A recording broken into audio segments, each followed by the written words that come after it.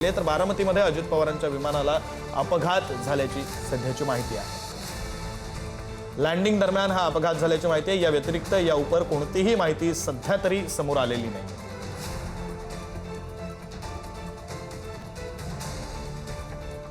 अजित पवार हे बारामतीमध्ये आज प्रचार दौरे त्यांचे नियोजित होते। प्रचार सभांसाठी म्हणून ते बारामतीमध्ये पोहोचत होते आणि त्यावेळी विमान ज्यावेळी लँड करत होतं त्यावेळी हा अपघात झाल्याची माहिती आहे। दरम्यान रुपाली ठोंबरे पाटील अजित पवारांच्या राष्ट्रवादीच्या नेत्या आहेत, त्यांच्याशी आपण फोनवरून बोललो। त्यांनी एक अत्यंत महत्त्वाचा मुद्दा उपस्थित केला की या प्रचारात ही काही दृश्य आपण पाहतोय, या दृश्यांमध्ये आपण पाहू शकतो अपघातानंतरची ही दृश्य आहेत।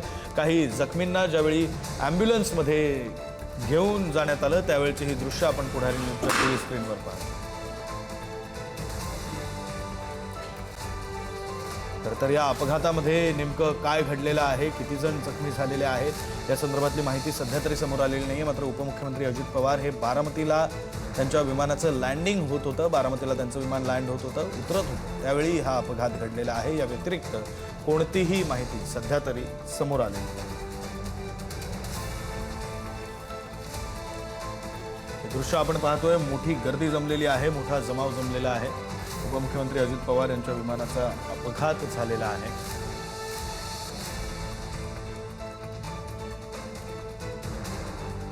या विमानामध्ये नेमके किती जण होते, कोण कोण होते, अजित पवारांसोबत आणखी कोण होतं या संदर्भातली माहिती ही सध्या तरी समोर आलेली नाहीये। कारण प्रशासकीय अधिकारी, पोलीस अधिकारी कोणीही सध्या फोन उचलत नसल्याचं माहिती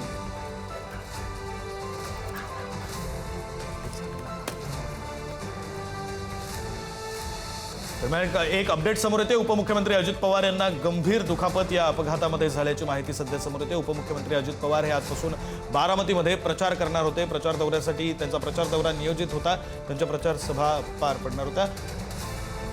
आपले प्रतिनिधी जयकुमार जाधव पुन्हा एकदा फोन लाईनवरून जोडले गेलेले आहेत। जयकुमार, अजित पवारांना गंभीर दुखापत झाल्याचं कळतंय, ही दृश्य सुद्धा भयंकर आहेत।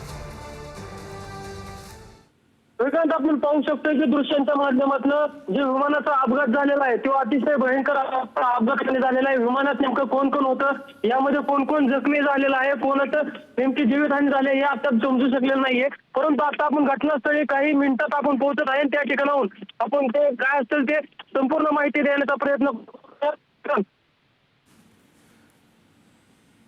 बरं जयकुमार, तुम्ही जोडलेलेच राहा, काही या संदर्भातल्या आणखी काही अपडेट समोर येतील त्या वेळोवेळी घेत राहतो। मात्र आत्ताही आपण दृश्य पाहतोय, या दृश्यांमध्ये आपण पाहू शकतो, या दृश्यांमधून आपल्याला लक्षात येतंय की या अपघाताची दाहकता किती असावी, भीषणता किती असावी, हा अपघात किती भयंकर असावा। कारण धुराचे लोट पसरलेले आहेत, काही ठिकाणी आग लागलेली सुद्धा आपल्याला दिसते आणि मोठी गर्दी या ठिकाणी जमलेली आहे।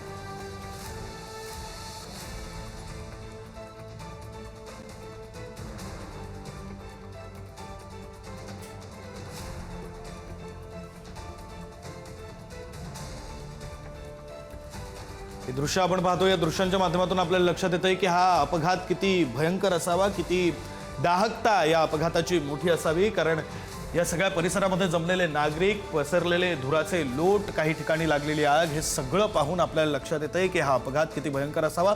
आत्ताच्या क्षणाला जी माहिती समोर येते त्यानुसार अजित पवारांना गंभीर दुखापत या विमान अपघातामध्ये झालेली आहे। नेमकं काय घडलंय तर सध्या जिल्हा परिषदेच्या निवडणुकांची रणधुमाळी सुरू आहे, त्या अनुषंगानं बारामतीमध्ये अजित पवारांच्या प्रचार दौऱ्याचं आज आयोजन करण्यात आलेलं होतं। प्रचार सभा अजित पवारांच्या पार पडणार होत्या, मात्र त्या प्रचार सभेसाठी जाण्यासाठी म्हणून अजित पवार हे विमानानं बारामतीमध्ये पोहोचले। मात्र बारामतीमध्ये त्यांचं विमान लँड करत असतानाच हा अपघात झालेला आहे। अजित पवार यांच्या विमानाचा हा अपघात झालेला आहे आणि यामध्ये अजित पवार यांची प्रकृती गंभीर असल्याचं, त्यांना गंभीर दुखापत झाल्याची सध्याची माहिती आहे।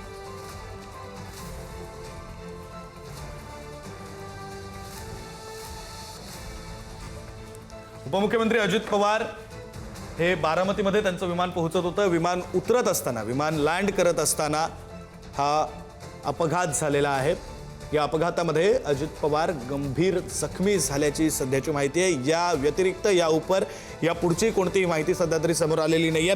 आपले प्रतिनिधी आहेत जयकुमार जाधव, बारामतीचे आपले प्रतिनिधी, त्यांनी दिलेल्या माहितीनुसार सध्या प्रशासकीय अधिकारी, पोलीस अधिकारी, प्रशासनातलं कोणीही, पवार कुटुंबियांमधलं कोणीही सध्या कोणतीही माहिती देत नाहीये। कोणत्याही प्रकारची माहिती देण्यास त्यांनी नकार दिलेला आहे। आणि ही काही दृश्य आपण पाहतोय ज्या ठिकाणी या विमानाचा अपघात झाला बारामतीमध्ये, त्या ठिकाणची ही दृश्य आहेत। खरं तर हा अपघात किती भीषण असावा, भयानक असावा, या अपघाताची दाहकता किती असावी हे या दृश्यांमधून आपल्याला लक्षात येते।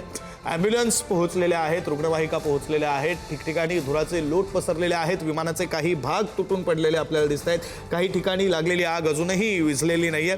आणि या सगळ्यामध्ये अजित पवार यांची प्रकृती, अजित पवार हे गंभीर जखमी झाल्याची माहिती सध्या समोर येते। विमानात अजित पवारांसह सुरक्षा रक्षक असल्याची सुद्धा माहिती आहे। खरं तर रुपाली ठोंबरे पाटील अजित पवारांच्या राष्ट्रवादीच्या नेत्या आहेत, पुणे जिल्ह्यातल्याच नेत्या आहेत। त्यांच्याशी आपण काही वेळापूर्वी फोनवरून बोललो।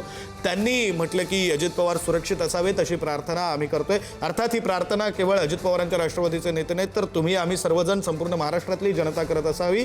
केवळ अजित पवार नाही तर विमानातील सर्वजण हे सुरक्षित असावेत अशा प्रकारची प्रार्थना संपूर्ण महाराष्ट्र सध्या करत असेल।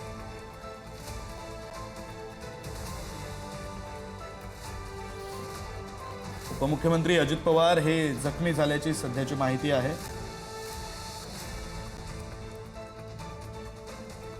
दरम्यान हा अपघात भीषण असल्याची ही दृश्य ग्वाही देत आहेत।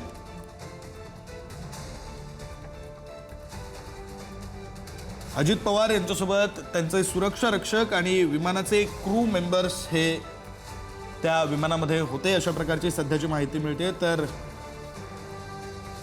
अजित पवार हे सुद्धा जखमी झाल्याची सध्याची माहिती आहे।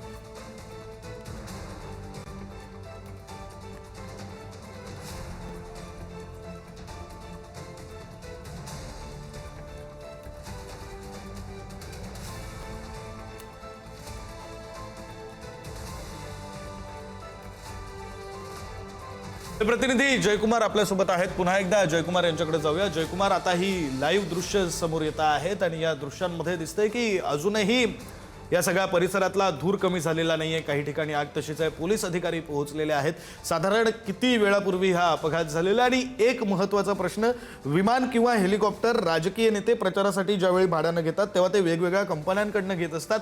हे हेलिकॉप्टर किंवा विमान जे होतं ते कोणत्या कंपनीचं होतं या संदर्भातली काही माहिती आहे का?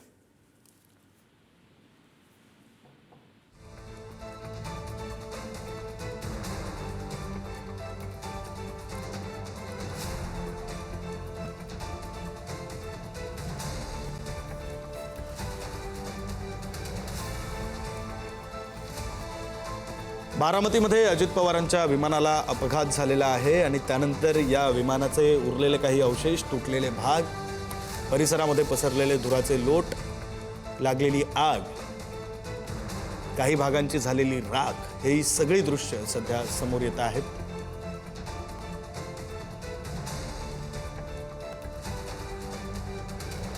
प्रतिनिधी ज्ञानेश्वर चौतमल आपल्यासोबत फोन लाईनवरून जोडले गेलेले आहेत। आपण त्यांच्याशी या संदर्भात बोलूया।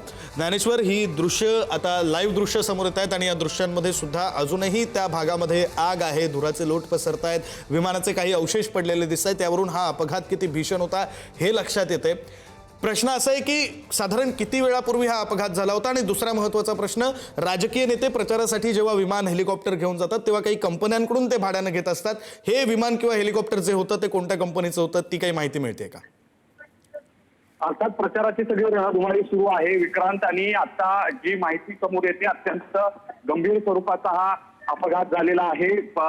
अजित पवार हे स्वतः त्या विमानामध्ये होते अशा पद्धतीची देखील माहिती मिळते। आणि या सगळ्या अपघातात काही जण गंभीर जखमी देखील झालेले आहेत। या सगळ्या प्रवासाच्या दरम्यान कुठल्याही पद्धतीची काळजी घेतली गेली नव्हती का, अशा पद्धतीची सगळी जी प्रश्नचिन्ह, प्रश्नमालिका आहे ती या निमित्तानं उभी राहताना आपल्याला बघायला मिळते आहे।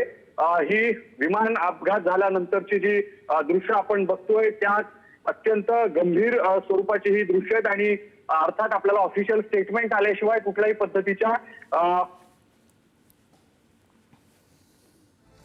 जी माहिती मिळते आहे या सगळ्या माहितीत अजित पवार या सगळ्या अपघातात भक्ष्यस्थानी सापडल्याचं देखील कळतंय. त्यांच्यासोबत काही लोक होते, ते देखील या अपघातात गंभीर जखमी झाल्याची माहिती मिळते. आणि या दृश्यांचं जर आपण वर्णन केलं तर कशा पद्धतीनं सगळे धूळ आणि ज्ञानेश्वर थोडं थांबवतो. अपडेट समोर येते. सुप्रिया सुळे, सुनेत्रा पवार, पार्थ पवार दिल्लीहून बारामतीसाठी आता रवाना होणार आहेत. खरं तर दिल्लीमध्ये संसदेचं अधिवेशन हे आजपासून सुरू होतं आणि त्यामुळे सुप्रिया सुळे खासदार आहेत, सुनेत्रा पवार राज्यसभेच्या खासदार आहेत, पार्थ पवार सुद्धा दिल्लीमध्ये असल्याची माहिती आणि हे तिघही आता दिल्लीहून बारामतीसाठी रवाना होणार आहेत.